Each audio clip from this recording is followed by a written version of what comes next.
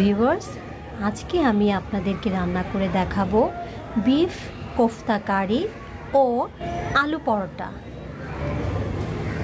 তো বিফ কোফতা কারি বানাতে আমার যা লাগবে তা এখন আমি আপনাদেরকে দেখাচ্ছি।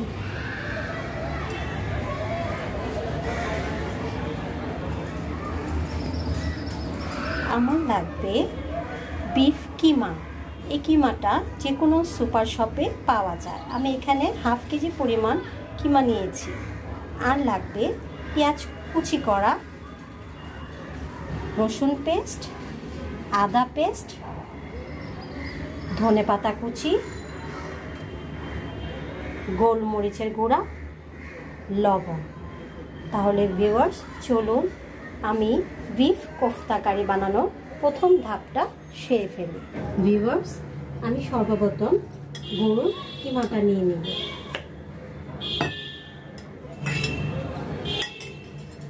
এরপর নেব পেঁয়াজ কুচি 1 টেবিল চামচ, 2 টেবিল চামচ, 3 টেবিল চামচ পেঁয়াজ কুচি নিলাম। রসুন পেস্ট আমি 1 চা চামচ নিলাম। এরপর নেব আদা পেস্ট আমি 1 চা চামচ নিলাম। এরপর দেব গোলমরিচের গুঁড়া এখানে 2 চা চামচ আছে, আমি পুরোটাই দিয়ে দিব। গোলমরিচ সাদা কালো 2 প্রকারে আছে, তবে সাদাটা থেকে কালোটার গন্ধটা স্ট্রং বেশি, এজন্য আমি এখানে কালো গোলমরিচের গুঁড়াটা ব্যবহার করেছি। সর্বশেষ দেব আমি ধনেপাতা কুচি। লবণ দিব পরিমাণ মতো। আমি এখানে 1.5 চা চামচ লবণ দিয়েছি। এখন আমি ভালো করে চটকে নেব। ভিউয়ার্স, আমার বিফ কিমাটা মিক্সড করা শেষ। এখন আমি ভেজে নেব। আমি এখানে একটা চামচ নিয়েছি। আমি এই চামচে এভাবে দিয়ে 1 চামচ পরিমাণ নেব, তাহলে সবগুলো কোফতা এক সমান হবে। তাহলে চলুন আমরা কোফতাগুলো তেলে ভেজে নিই। আমি কোফতাগুলো ভাজার জন্য পরিমাণ মতো তেল দিয়ে নেব।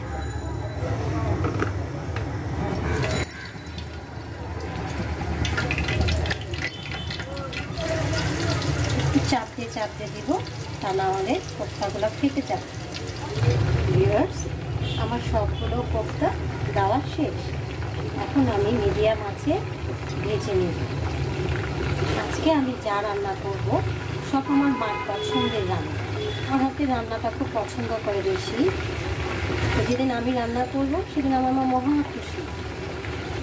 ভিউয়ার্স, আমার কিমাগুলো ব্রাউন কালার করে ভাজা হয়ে গেছে।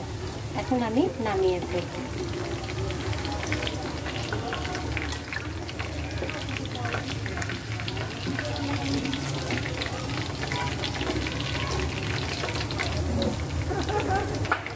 ভিউয়ার্স, আমার হয়ে গেল বিফ কোফতা। এখন আমি একটা গ্রেভিটা তৈরি করব। তেল দিব পরিমাণ মতো। ভিউয়ার্স, এখানে 3 টেবিল চামচ পেঁয়াজ পেস্ট আছে, আমি এটা পুরোটাই দিয়ে দিব। পেঁয়াজ পেস্টটা একটু ভেজে নেব। পেঁয়াজটা একটু ভাজা হতে হতে আমি দিয়ে দিই আদা পেস্ট 1 চা চামচ, রসুন পেস্ট 1 চা চামচ। এটাকে আরেকটু ভেজে নেব।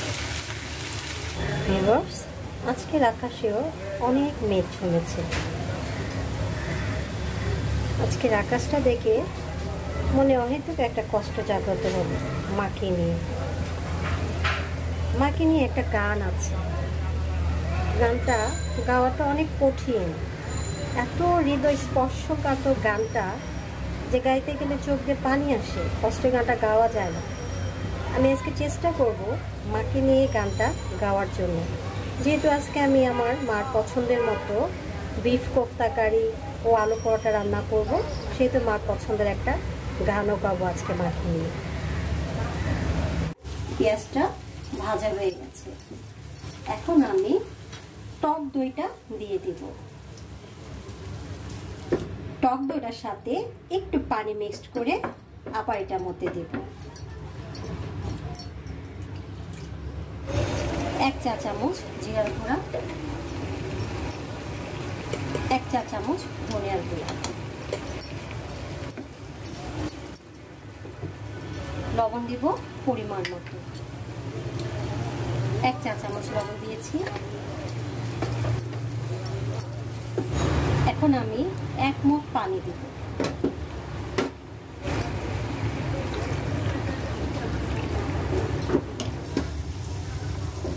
এখন আমি কোফতাগুলো ঢেলে দিব।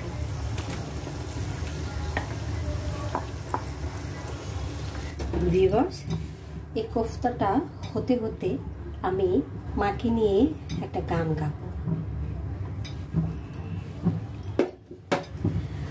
মা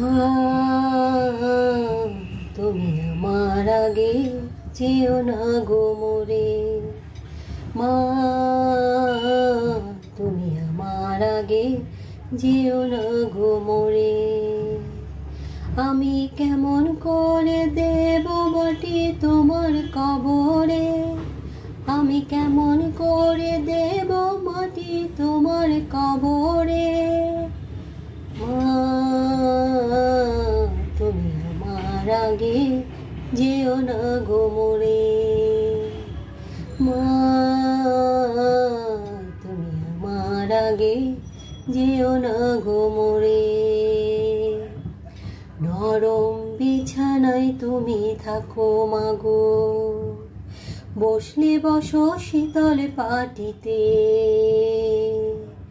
আমি কেমন করে সেই তোমাকে মা শোয়াবো গো শক্ত মাটিতে, শোয়াবো গো শক্ত মাটিতে। 10 মাস 10 দিন ধরে যে আমাকে রেখেছো মা তোমার জঠরে, তুমি আমার আগে যেও না গো মোরে, মা তুমি আমার আগে যেও না গো মোরে, অনেক আদরের ছেলে তোমার আমি, একলা ফেলে দূরে থেকো না, আমি কেমন করে দিন কাটাবো মা, তোমায় ছেড়ে ভেবে দেখো না,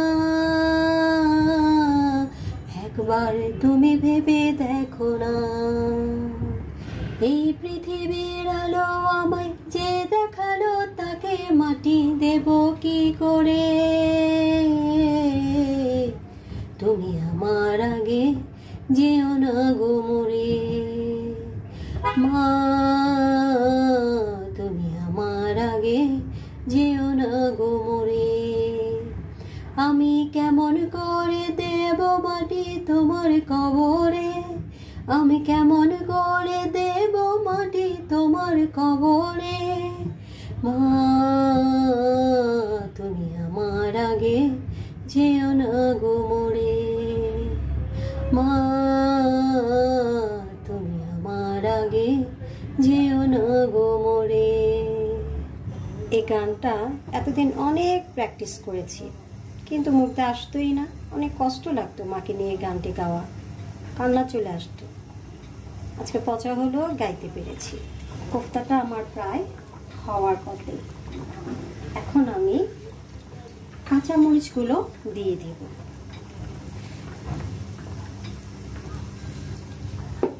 কিছুক্ষণের জন্য আমি ঢাকনা দেব।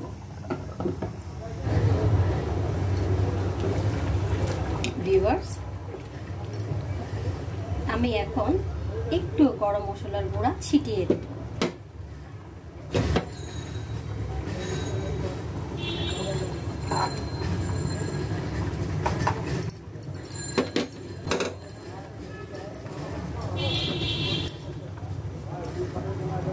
ভিউয়ার্স, এখন আমি একটু ডানো স্টেরিলাইজড মিল্ক দেব।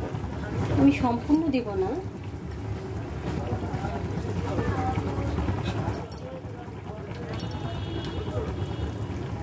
তিন চা চামচ ক্রিম দিলাম।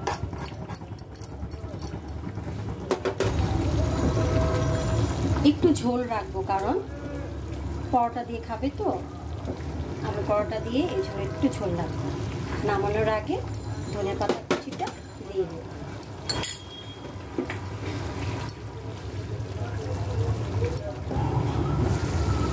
ভিউয়ার্স, আমার বিফ কোফতা কারি হয়ে গেছে।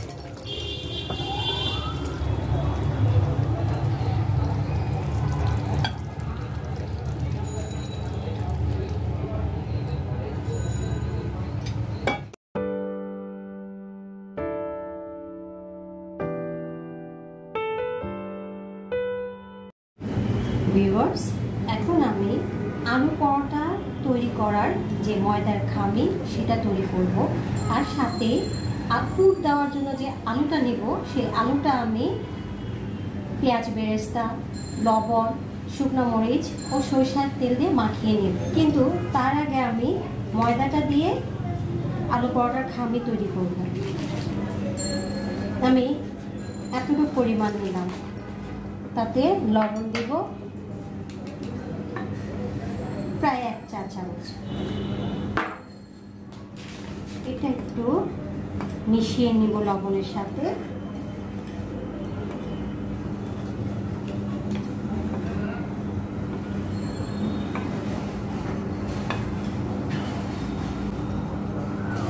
তারপর আমি উষ্ণ গরম পানি নিয়েছি। উষ্ণ গরম পানি দিয়ে ময়দাটা মাখালে ময়দার খামিটা একটু তাড়াতাড়ি সফট হয়ে যায়।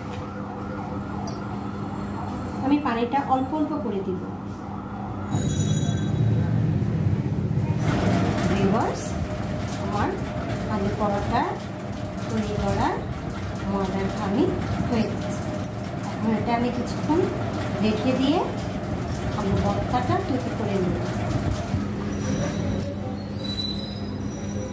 ভিউয়ার্স, এখন আমি আলু ভর্তা তৈরি করব। আলু ভর্তা তৈরি করাতে আমি আগে শুকনো মরিচগুলো একটু গুঁড়ো করে নেব। সাথে একটু লবণ দিয়ে নেই, তাহলে শুকনো মরিচ গুঁড়া করাটা সহজ হবে।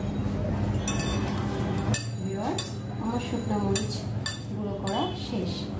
এখন আমি পেঁয়াজ বেরেস্তাটা মিক্সড করব আর দেব সরিষার তেল।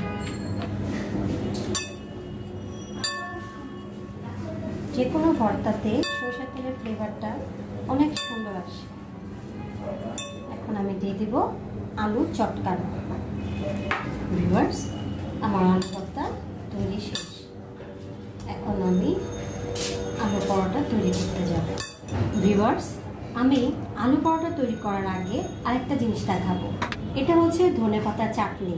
আমি ধনেপাতা আর কাঁচামরিচ পেস্ট করে একটা চাটনি তৈরি করেছি আলু পরোটা দিয়ে খাওয়ার জন্য। আর সাথে দেব একটা কাগজি লেবু। কাগজি লেবুর ফ্লেভারটা অনেক সুন্দর। আমি 3 চা চামচ লেবু দিলাম, সাথে দেব লবণ। ভিউয়ার্স, তৈরি হয়ে গেল আমার ধনেপাতার চাটনি। ভিউয়ার্স, এখন আমি আলু পরোটা বানানো শুরু করব। একটু বেশি ছড়িয়ে এটার মধ্যে আলুর ভর্তা দিয়ে দিব।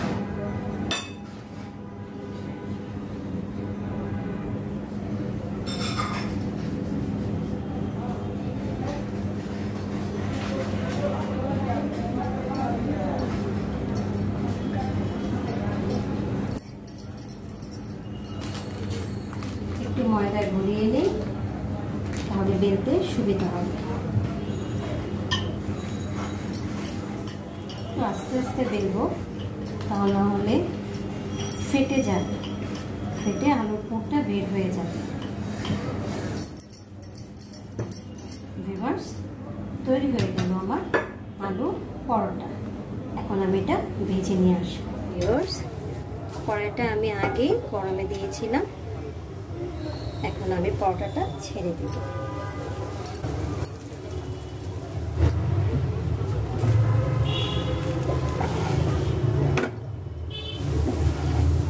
রিভার্স এভাবে ভেজে নেব। এখন আমি পরিমাণ মতো তেল দিব।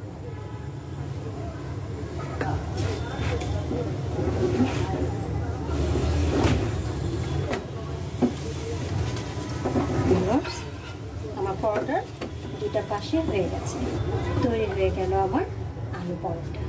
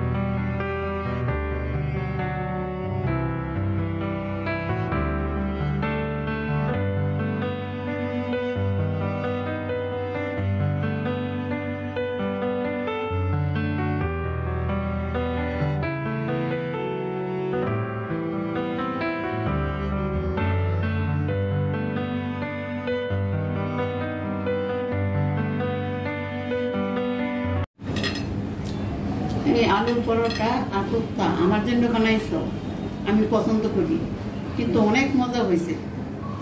থ্যাংক ইউ মা। আর চাটনিটা অনেক মজা হয়েছে, এডিটের চাটনি অনেক মজা।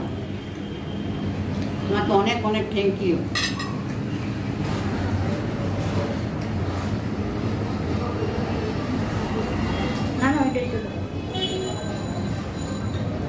এত মজা হয়েছে বলার ভাই, প্রচুর মজা হয়েছে। তোমাকে আমি দিব না, সব খেয়ে ফেলবো।